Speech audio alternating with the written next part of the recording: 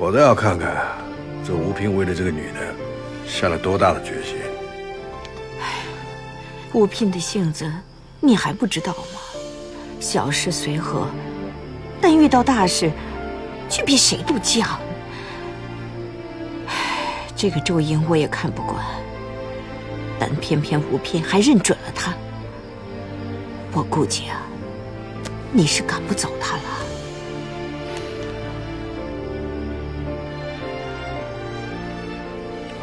既然赶不走，那就给你让他跪一跪。这个女的性子太野了，就得这样训一训。但你这样，不是让吴平跟着受罪？我就是要让他看到吴平受罪。如果他对吴平情深意重的话，为了吴平，他以后也得好好收敛收敛。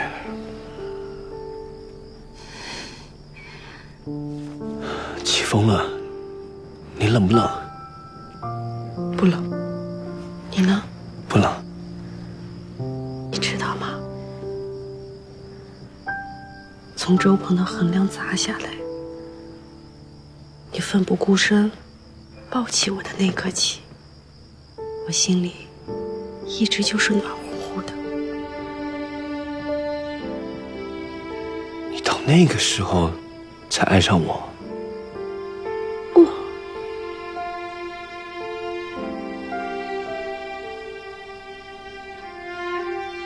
在金阳街头第一次遇见你，我就对你心动了。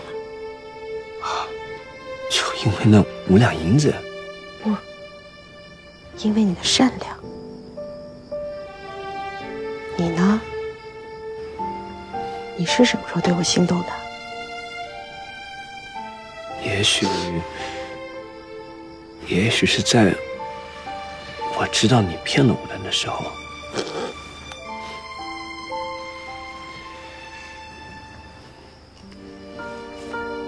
骗了你，你还心动？是啊，因为从来没有人能够让我感觉又可怜又佩服，又快乐又郁闷，又爱，还有恨。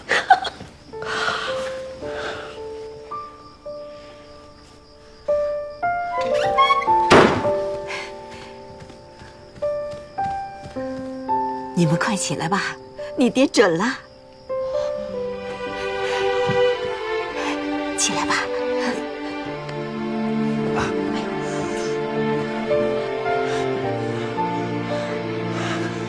谢谢娘。谢谢娘。谢谢爹。周莹，你不要忘了，你答应过我和你爹，从今以后修身养性。娘，我一定做到。也不知道当初让你进吴家东院是福还是祸。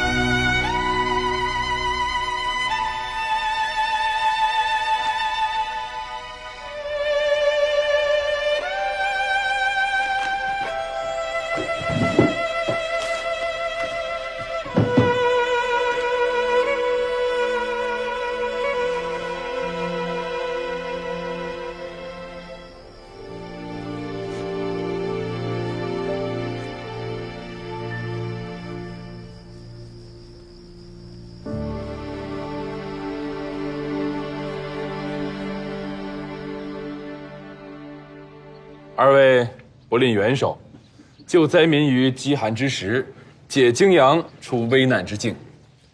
赵某以父母官的身份敬二位一杯薄酒，以表感谢之情。赵大人过奖了，都是举手之劳。赵大人过奖了，都是顺手牵羊啊！来，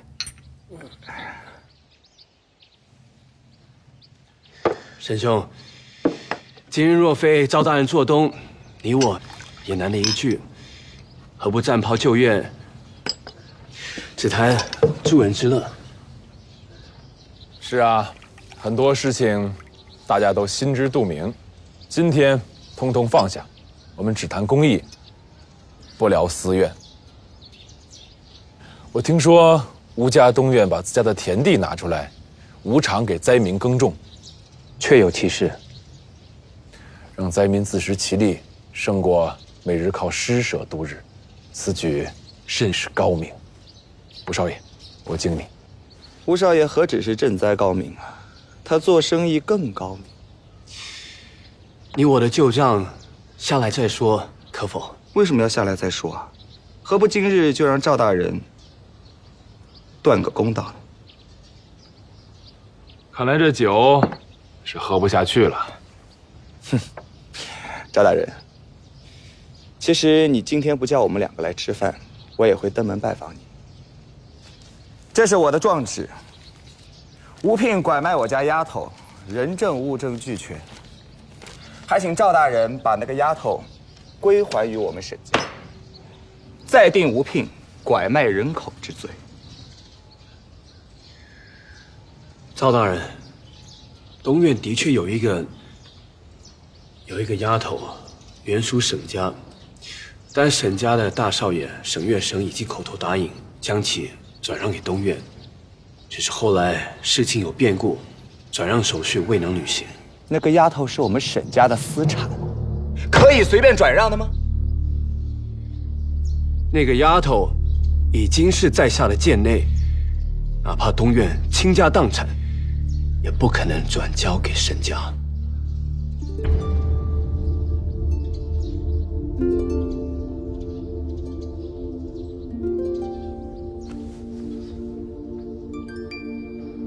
升堂。赵大人，这是物证。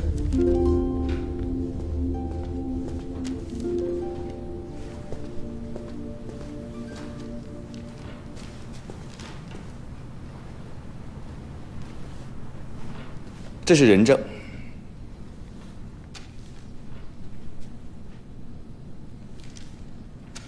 那个周莹现在人在何处？回大人，周莹已在堂下等候。带上来。传周莹。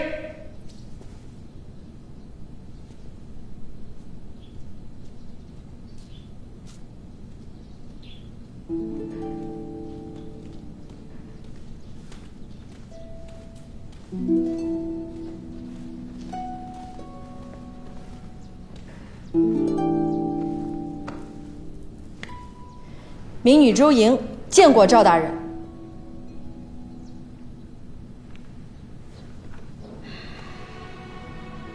周莹，现在吴沈两家对你争执不下，一个坚持要把你带回沈家，一个坚持不放。你是作何选择？赵大人，我嫁给吴聘，虽非明媒，但也是正娶，哪有分开的道理？但是你的卖身契还在沈家。卖身契是死的，人是活的。我若将你判回给沈家呢？无论赵大人怎么判，反正我就是死，也要跟着吴聘。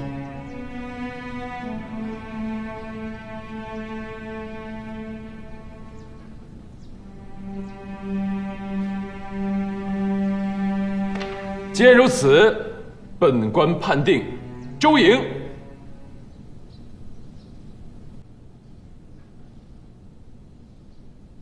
归吴家东院所有，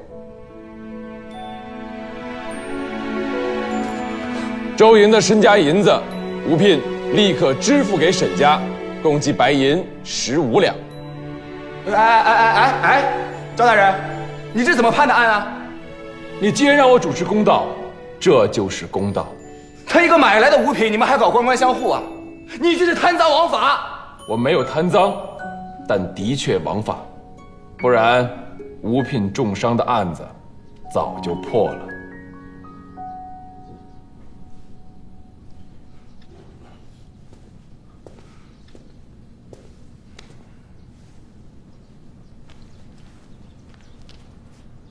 师兄，请向南。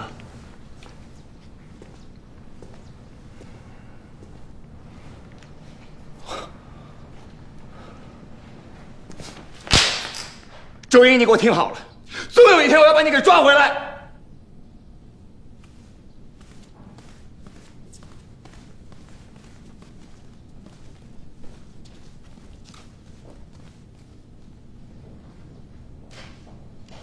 周莹，把你的卖身契拿去。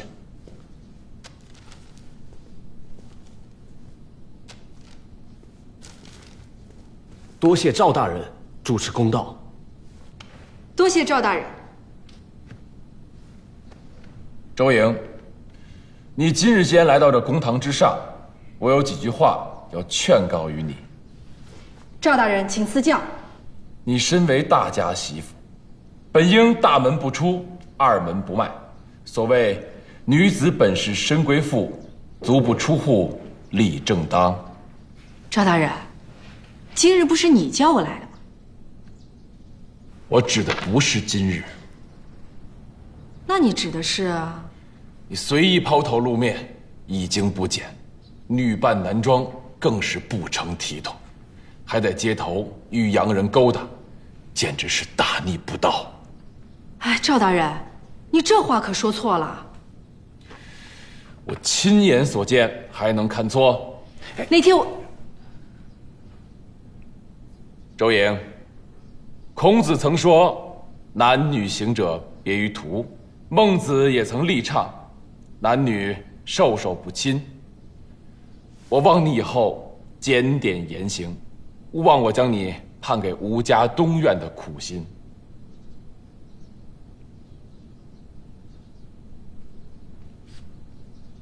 赵大人，你说男女授受不亲，那夫妻呢？夫妻当然不在之列。你这，你说的，夫妻可以亲。你这大庭广众之下，你退堂。多谢赵大人教诲。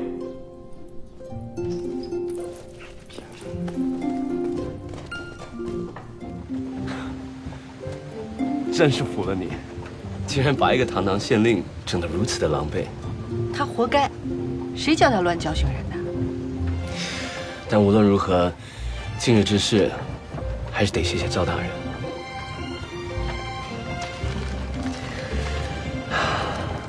周莹，你自由了。其实吧，这样卖身契根本就拴不住我。为什么？我爹只要一没钱，就会编个名字把我给卖了。等银子到手，我再想办法逃出来。我们父女俩换个名字，远走高飞。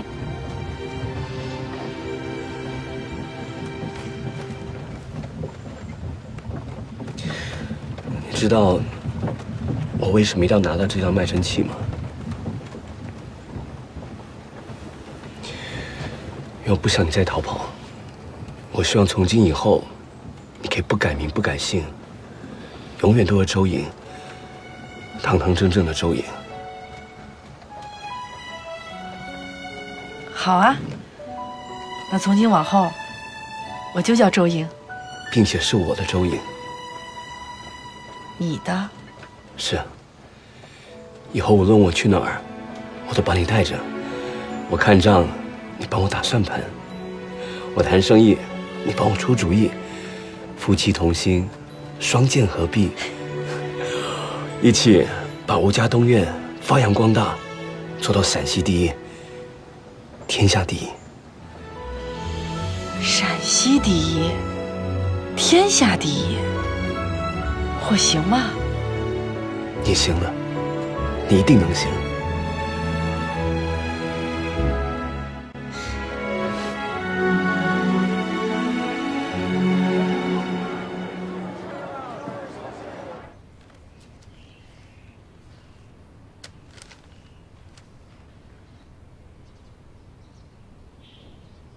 沈老板，有什么问题吗？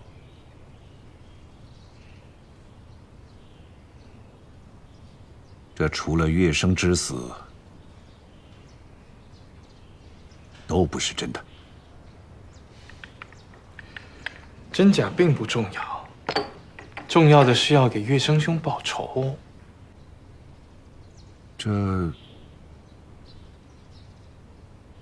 算不算是诬陷？这叫手段。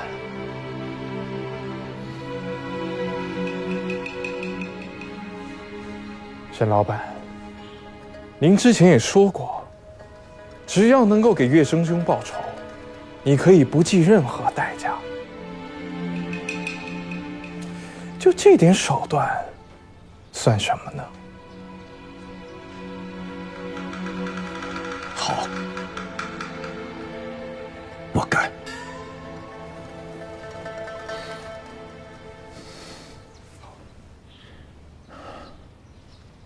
但是我有个条件。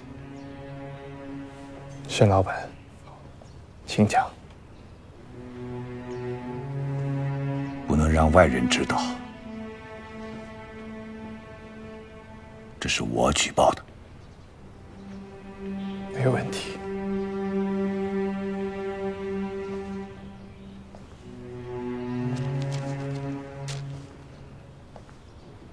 这张诉状，你必须得亲自誊写，并且手起。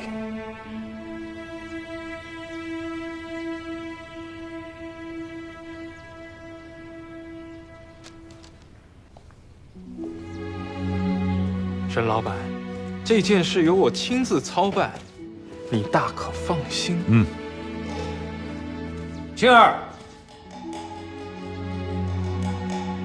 过来一下。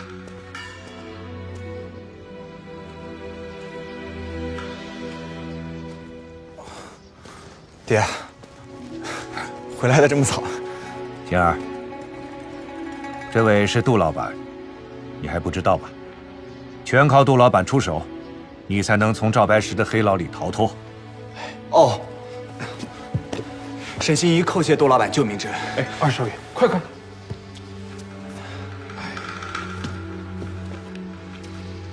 二少爷猛一看，像极了大少爷啊！可惜啊，像大少爷这样的人物，却死得这么惨，真的是天妒英才。什么天妒英才？就是吴家东院那帮人杀了我大哥。星儿，别乱说话。二少爷倒是颇有血性。沈老板，依我之见，二少爷虽然年轻，但是锐气逼人，将来的成就绝对不在大少爷之下。多谢杜老板另眼相看。沈老板，二少爷，告辞了。哎，六伯。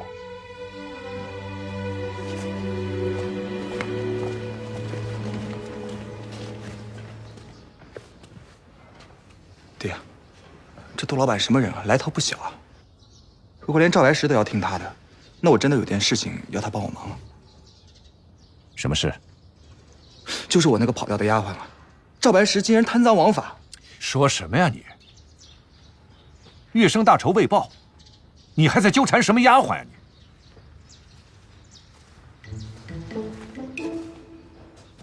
你？爹，我去看一下奶奶啊。老爷，二少爷调了100担大米赈灾去了。沈神医，你自己胡吃海花就算了，还偷了家里的粮食，送给那些灾民。我教你这么久，算盘你不会打，账你不会算，吃里扒外，阳奉阴违，学得挺精啊你。老爷，星儿也是发善心做善事。这算什么善心啊？啊，完全是败家，败家！连赵县令还请星儿吃饭呢，说明也不是星儿的全错呀。赵白石一顿饭就值6、7千两银子，你也糊涂了你！你大哥像你这么大事，早就独当一面了。你看看你，从明天起，给我跑街去。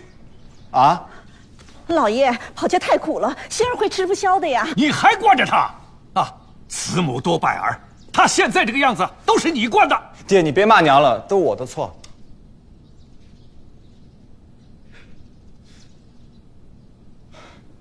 哎，滚！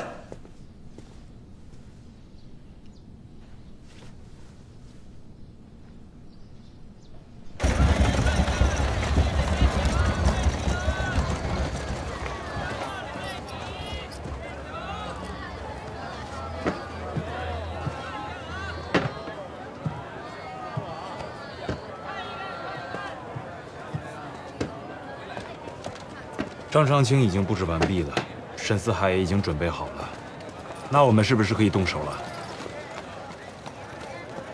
还差一环呢。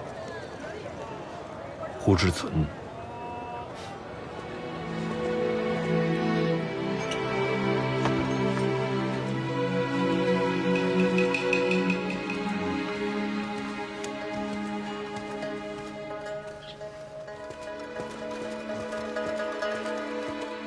胡老板，哎，对不住啊，我们老爷今天不在家。那，请问他什么时候在家呢？好，最近一段时间啊，我们老爷每天都要出门，都不在家。哦，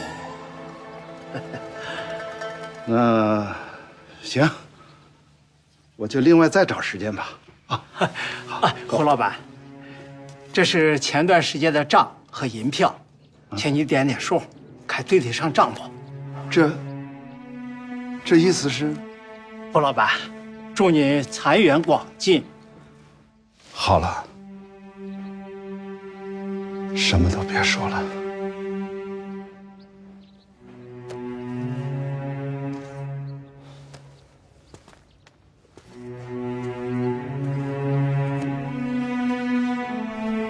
掌柜的，你给抬抬眼。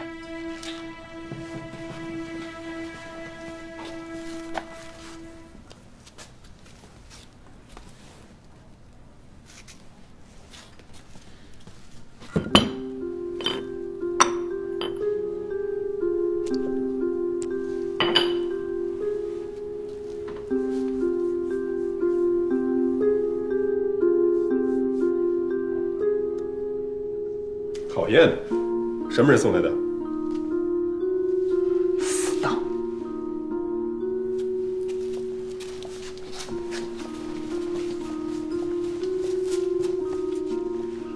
就是他。这个人用武器的烟弹，应该是贼货。那给多少合适啊？你看，20两银子，顶天了。明白。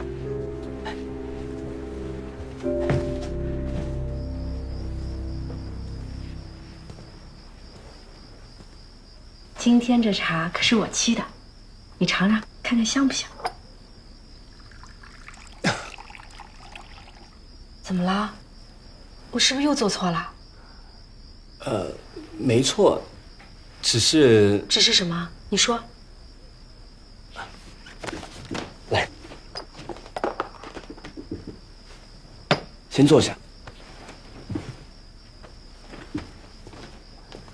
这黑茶应该是要用紫砂来沏，而入秋之后沏茶也是以紫砂为宜。我懂了，我先去换。不用。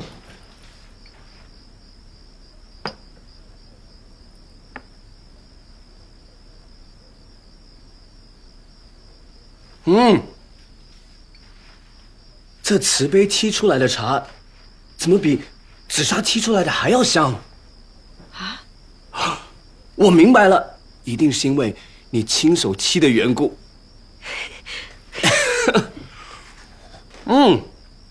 好香啊！再喝一杯。好。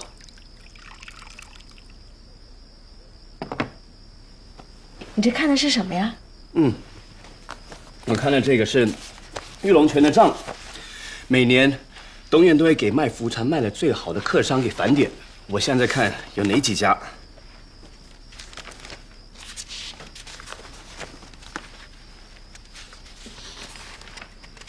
哟，上了5万两的有2、3家呢。可不，东院福茶的生意，他们可是出了很大的力的。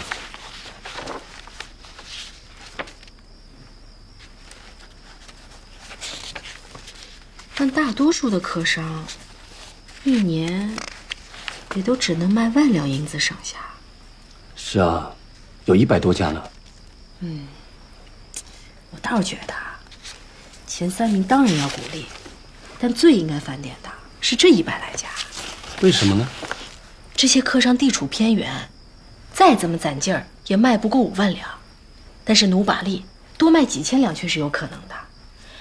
而每家只要多卖2000两的话，那1年下来，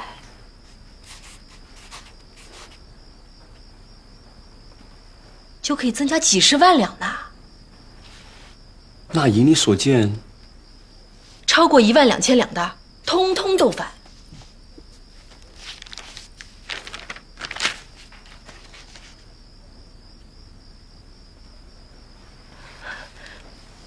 我是不是又乱说话了？我呢，就是喜欢听你乱说话。少爷，王世军来了。啊，你稍等我一下。哦。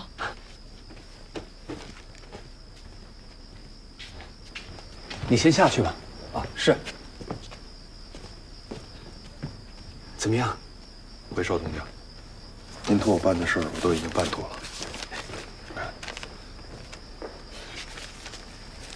辛苦了。那我先走了。哎。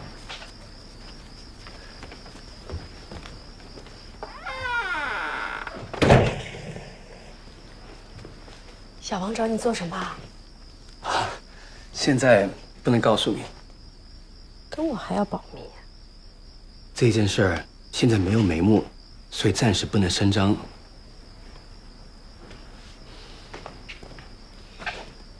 哎，周颖，我想去跟爹说一说，让你去参加六传厅的晨会。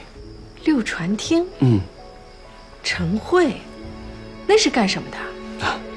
那是我们吴家太爷爷那辈所传下来的规矩。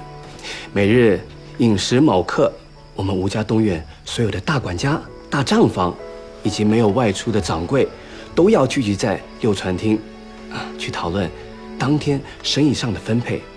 另外呢，我们吴家东南西中这4院呢，有许多的生意是互相参股的，所以每个月的初1，我们4院的大管家、大账房以及相关的掌柜也要聚集在六传厅去讨论生意上的事儿。好啊！哎，大家都说东院的管家、账房、掌柜个个都精明能干，能听他们说一句话，一定胜读10年书。10年书，这肯定是比不过。不过呢，对东院的生意倒是能够从中得知8、9。爹会让我去吗？他都不让我出门。还有娘，让我跟着春杏儿学绣花呢。东院县城养了这么多个绣娘，哪还缺绣花的？反倒是有经商天分的，那是可遇不可求的。你说我有经商天分你刚才那番见解，连我都想不到。是吗？是啊。你放心吧，东院正在用人之际，我相信爹一定会答应的。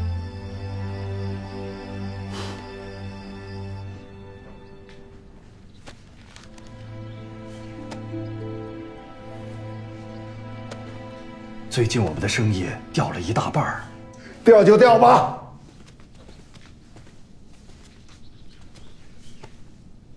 还能有什么办法呢？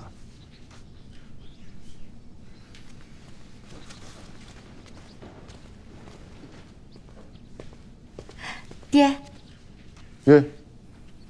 哦，哈哈，你来干什么？我来挑几样好一点的补品。啊，对了，上一次我生病的时候吃的那个冬阿阿胶，我想明天给吴婶带一点儿。还有，我也想给吴聘哥哥。咏梅啊，别再惦记着吴聘了，也别再去吴家东院了。可前2天你还让我……别说你跟吴聘，爹跟吴卫文，我们胡家跟吴家所有的交情，所有的缘分都没有了。爹，咏梅，你放心，爹一定再给你学一门好琴师，我保证比他吴聘好1000倍，比吴家好10000倍。我不要。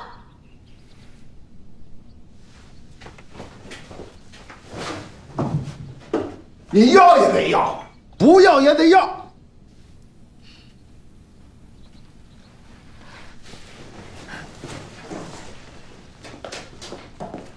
你回去吧，你赶紧走吧，真是急死人了。就是啊，你回去吧，走吧。这怎么办呢？我去多找几个人过来。哎，一个大活人送到你们家，怎么可能说不见就不见了呢？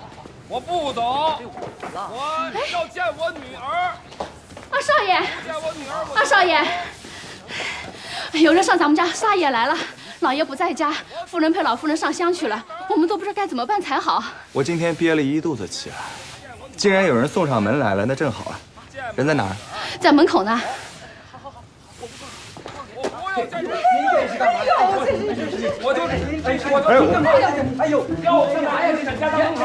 哎，你谁呀？在我们家撒野，找死是吧？哎，你们害死了我女儿，我这个当爹的活着还有什么意思？拦着！哎呦，他女儿谁呀？就是女巫跑了的那个丫头。周莹啊！周莹啊，爹找你来了！哎呦，老爷子，你来的正好啊！你是谁啊？这是我们家二少爷。啊，二少爷，我就找你了，这事儿只能你来办了啊！我跟你说，卖人的15两银子我都带着，要么你还我女儿，要么你得倒找我30两银子。你还找我要银子？我还没找你要人呢！哎呦！哎呦！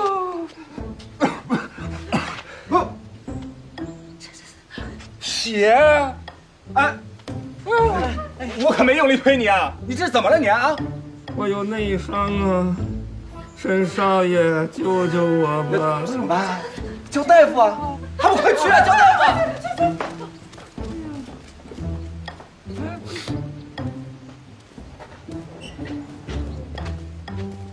哎，要是有坛酒，我能撑一会儿。要酒？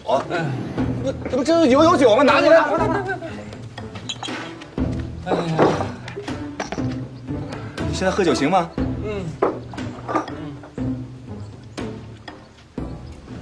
没了。怎么样？你好点没？哎呀，再来一坛呢，也许能再撑会儿。哎，哎呀，酒啊！喂，要是我现在给你来2斤卤牛肉，再从春风十里给你叫几个姑娘唱首小曲儿，你是不是能撑得更久？那么能撑到死？行了，别装了，起来！哎，不行啊！哎，再来一坛酒，要不我没力气沏。这酒有什么喝头哎？哎，这可是15年的西方啊！哎，西凤酒最好喝的不是15年，是10年的。嘿，兄弟，行家呀！而且呢，味道最纯正的也不是益华油，哎，是玉德代家的。没错，而且一定要在季菊镇喝，那才叫原汁原味。你趴在这地上，能喝出什么来呀？咱现在就去季渠镇，点上它最出名的酱肘子下酒。啊，还有奶汤锅子鱼。没错，走吧。哎，走了。哎，少爷，这。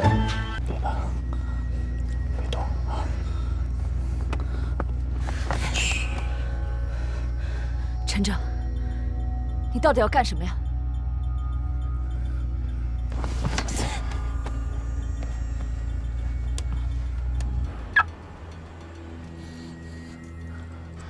我只是想让你知道，你亲生父亲郑一鸣到底是个什么样的人。你什么意思？泰国的绑架案是我跟他一起谋划的，但是我只是要钱，我只是要钱而已。但是他要我们死，他要杀我，他要杀欧阳，他要把我们所有人都杀了。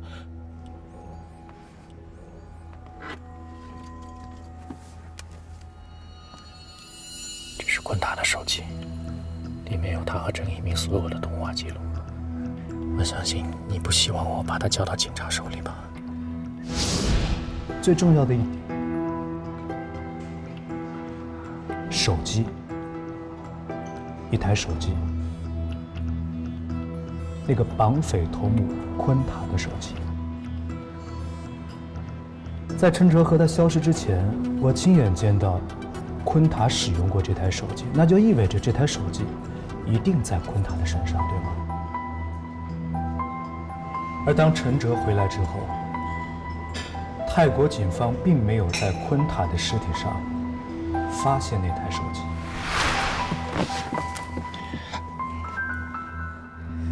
还有林志国，你知道他是怎么坠楼的吗？就是因为他听见了我跟郑一鸣的谈话，郑一鸣就把他推下楼了。但是我已经抓住他了，我想救他的。是你爸告诉我让我松手，让我放他死。他说只要在那儿他杀了他，那神不知鬼不觉，没有人会知道是他，让我放他手，所以我才放他手。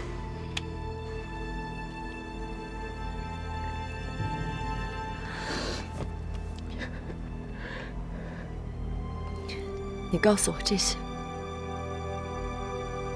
你不怕今后去坐牢吗？我有什么好怕的啊？我现在就是烂命一条，我又没有亲人。但是你爸不一样，他刚出来，他刚刚要跟你们一说儿女团聚，你舍得让他就这样再进去吗？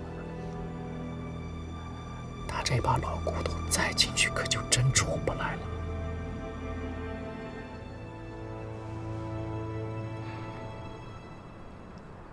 其实，这次医生提出肾移植的时候，我首先考虑的是我自己的肾。我想把我的肾捐给我爸，因为我是他的儿子，几率应该会很大。但是当配对的时候，我才知道，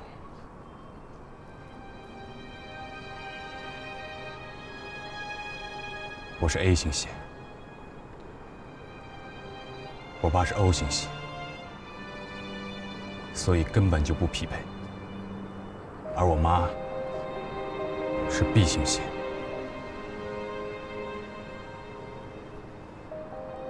所以 O 型和 B 型根本不可能生出一个 A 型血的孩子，明白吗？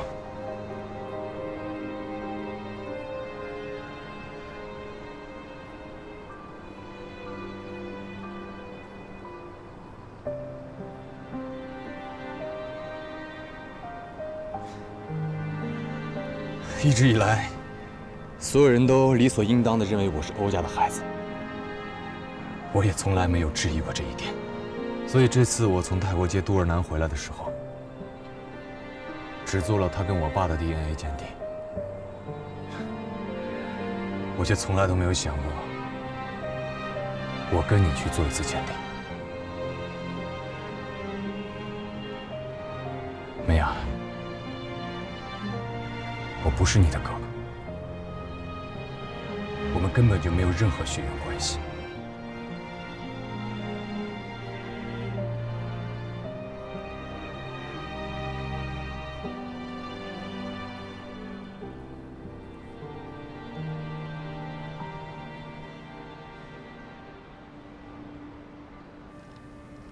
1000万，我要的不多，我只要1000万。我拿到钱以后，我保证我再也不在你面前出现了。1000万对你来说只是小钱呢，但是它可以买你一家团聚呢，你说呢？啊？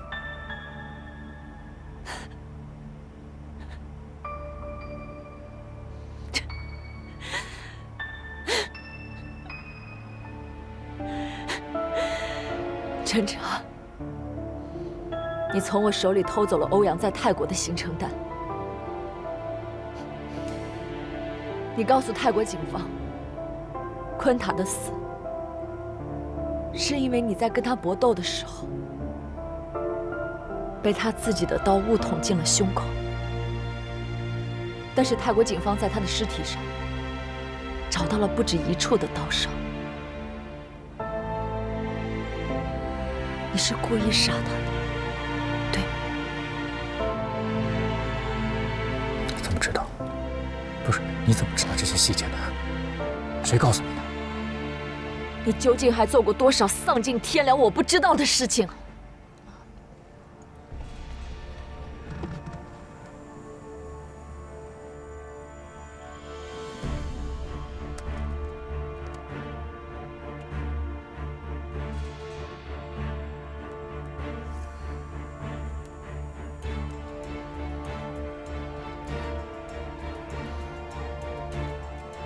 我告诉你，做错了事情就应该受到惩罚。我爸我会让他自首，但是你，我也会亲自将你送到公安局。喂，你好，这里是110，请问有什么需要帮忙？喂，喂，你。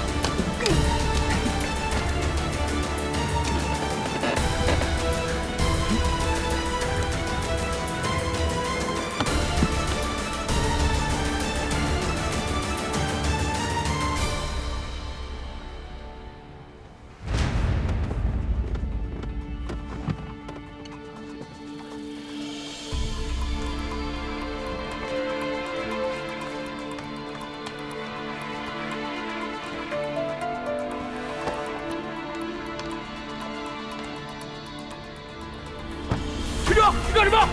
站住！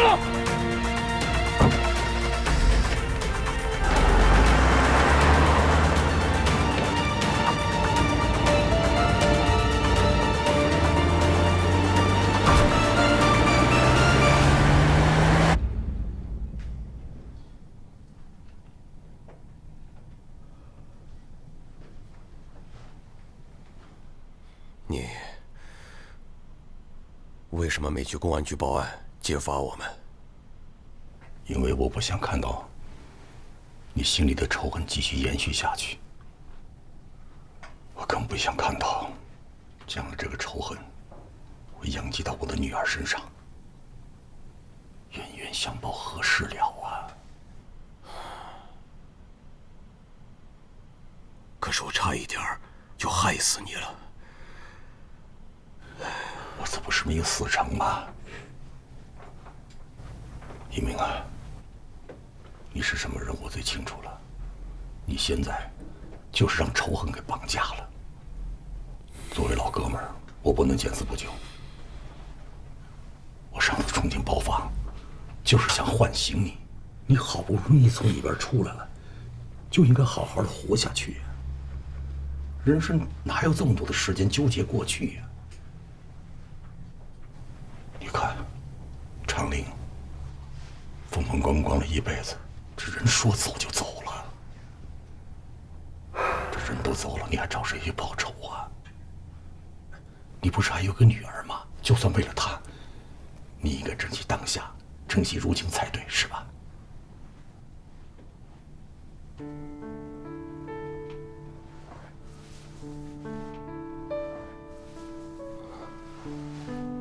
老林啊，我不光有个女儿，我还有个儿子。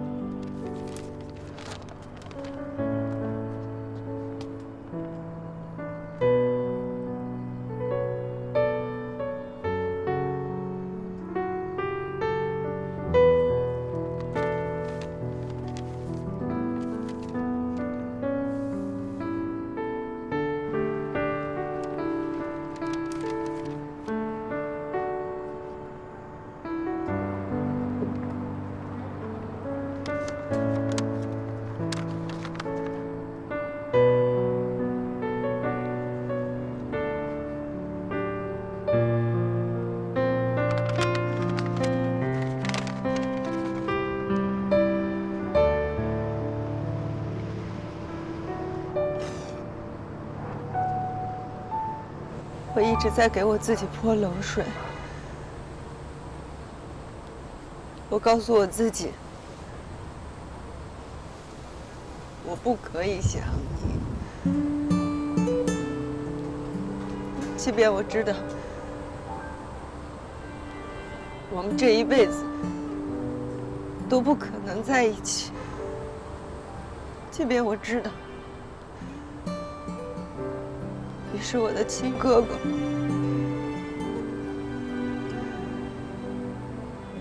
我还是会控制不住，每天都去想你。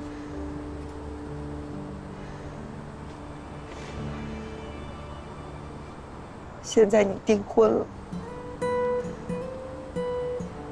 我也下定决心要接受小丽叔。你突然跑过来，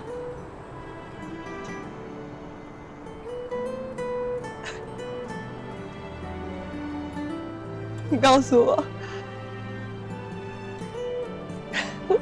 我们没有血缘关系，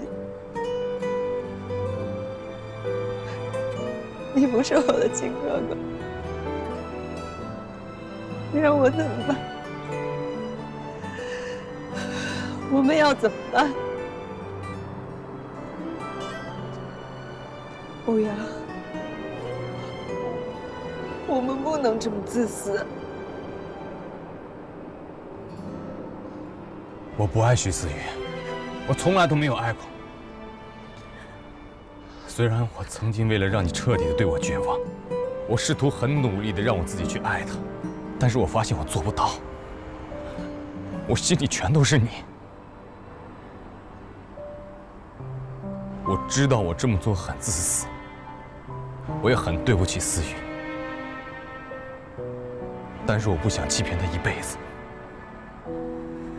在爱情面前，我们应该诚实的面对自己的内心，对吗？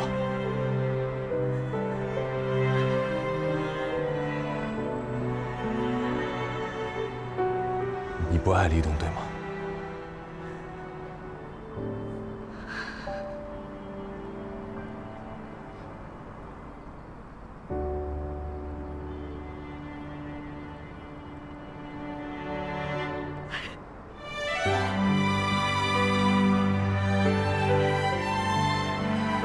还没有接受他，对吗？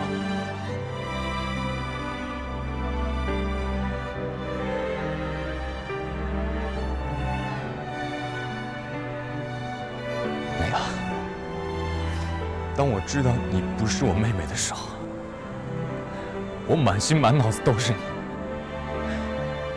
这么久以来，我终于感受到了一种踏实。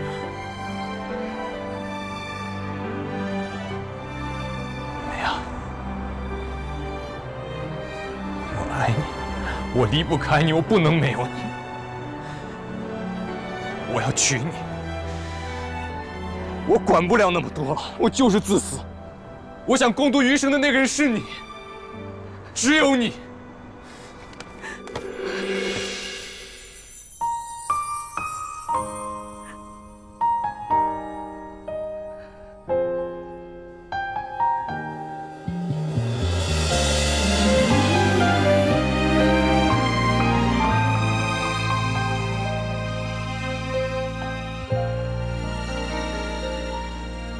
也许是偶然，心跳有些慌乱，怎么会开始期待你出现？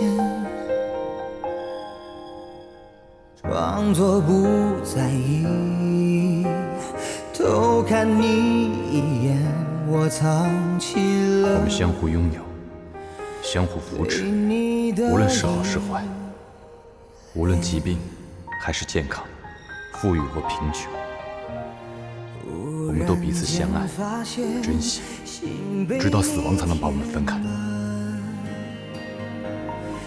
所以，不管将来发生什么样的事情，我都会和你在一起。我们一起面对，渴望能靠岸，再大风浪也不能阻拦。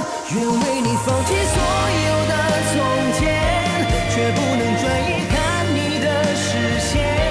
从什么时候再也离不开你温暖的笑脸？愿陪你走向每一个明天，爱你就像呼吸一样自然，享受在你的身边，褪去浮华的简单。我要告诉我的父母，你是我欧阳这辈子唯一要娶的那个人，是我要用尽余生都要去守护的那个人，是我宁愿离开欧家都要跟你在一起的那个人。哎，不行，最后一句话删掉。无论什么时候，你都不可以放弃你的家人。我不希望你为了我做这么傻的事情。哦。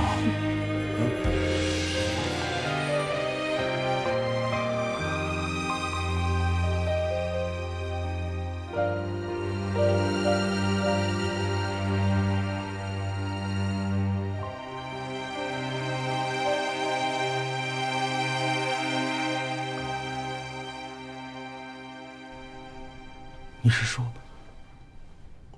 欧阳是你的儿子啊？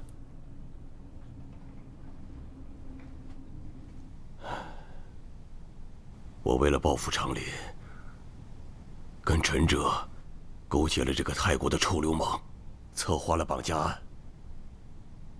我还告诉绑匪，要把人质全杀光，包括陈哲。我差点害死了我儿子和你女儿啊！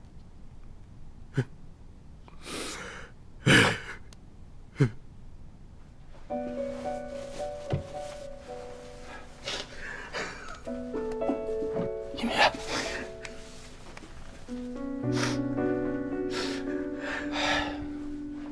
命运这东西啊，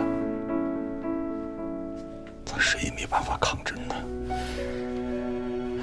我爱着小月，小月想爱着常林，你跟启云那么相爱，可她最终呢，却嫁给了常林，生活了一辈子。我把常林跟小月的孩子带大了，常林却把你跟启云的孩子长大。直到最后啊，谁都没得到更多，谁也没失去更多，你说是吧？可是我却做了那么多不应该做的蠢事儿，我真是老糊涂。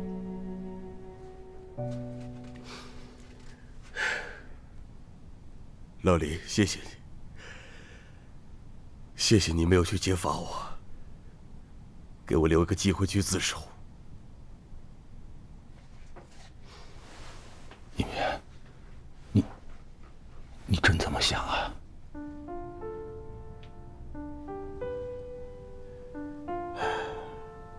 人总要为自己做的错事负责任。我是罪有应得呀。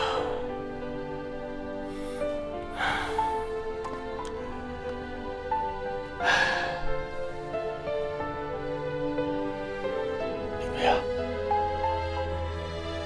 作为老哥们儿，我支持你。老哥们儿，如果还有机会的话，咱们再见。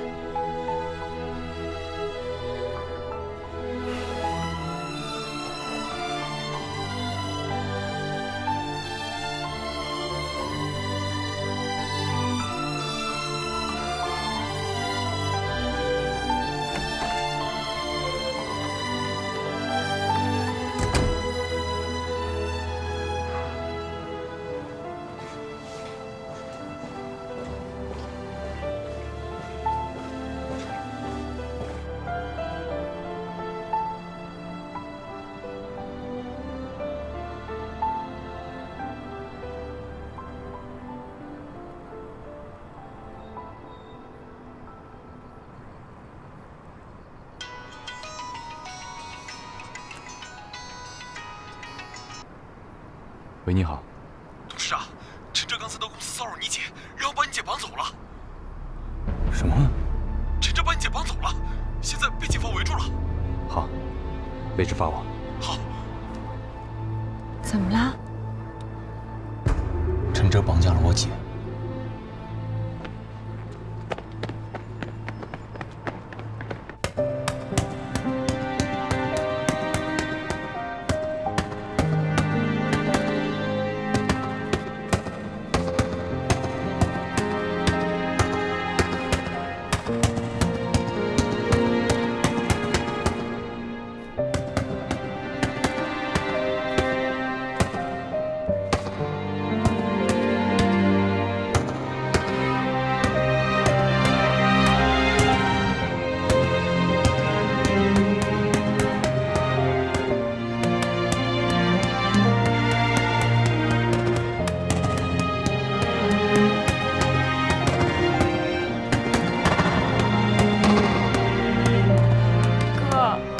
能不能别再打了？你都打了快2个小时了，你再这样下去会累死的。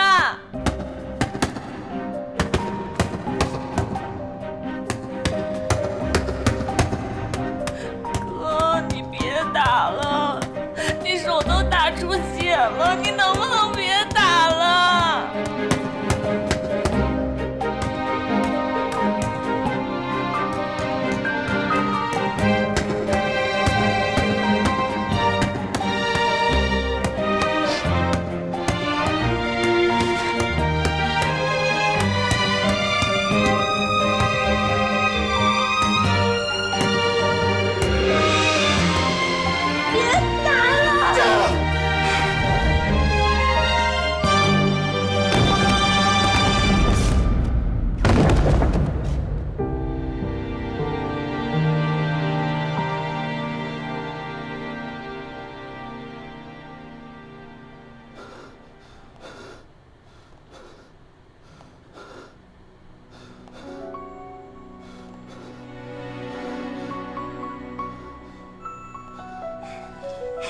够了吗？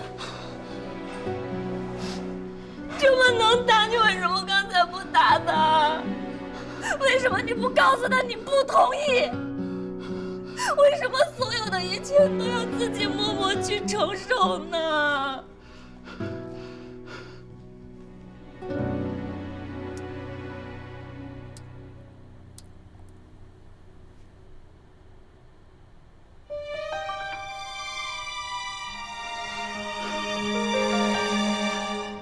梅雅，不是他说不要就不要，说抢回去你就能给他的，明白吗？哥，你那么爱梅雅，你现在这样只是要叫放弃了吗？你不能放弃，我们一起去把她抢回来，好不好？你怎么就知道梅雅一定会选欧阳呢？你还没有去问过他，你还没有听见他亲口跟你说，你凭什么就放弃了？你凭什么就放弃了？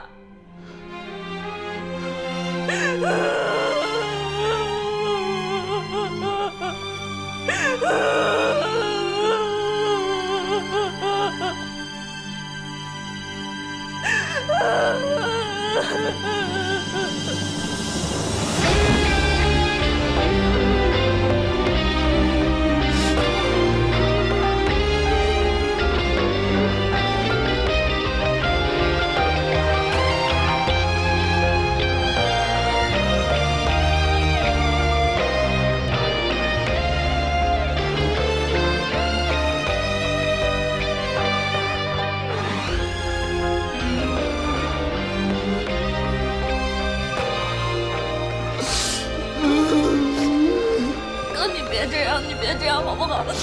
我们现在就去把他抢回来，好不好？我们现在就去把他抢回来，我们现在就去，我们不去。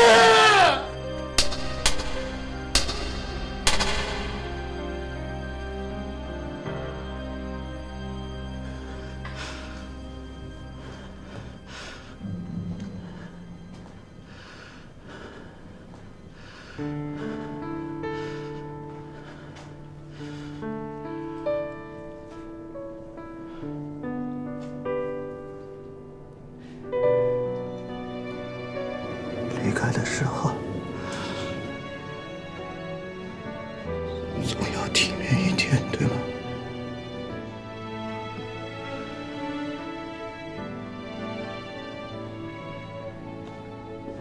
他从来没有爱我。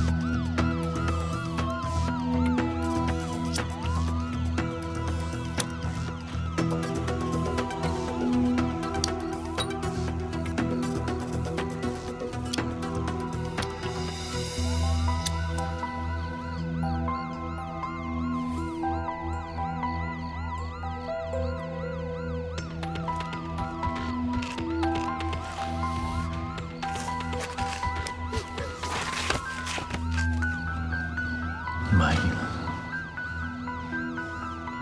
你这样满意了吗？你为什么不肯听我的？从头到尾做的每一件事情都在为你好。我让你当总裁，有错吗？有错吗？你为什么不听我的？好，你不想当总裁，我陪你好好过日子。那为什么你要走？为什么你要离开我？你为什么不能好好的待在我身边？孩子没了，你现在满意了？我管你要点钱吗？乖乖的给我不就好了？你为什么一定要弄到今天这样？你为什么要弄到今天这样？你满意？算了，我累了。像你啊，还有欧阳这样的人，一辈子都懂不了像我这样人的心情。我累了。我想去见我爸妈。我从小没有跟他们吃过一顿饭，这样的孩子多可怜。想想咱们的孩子，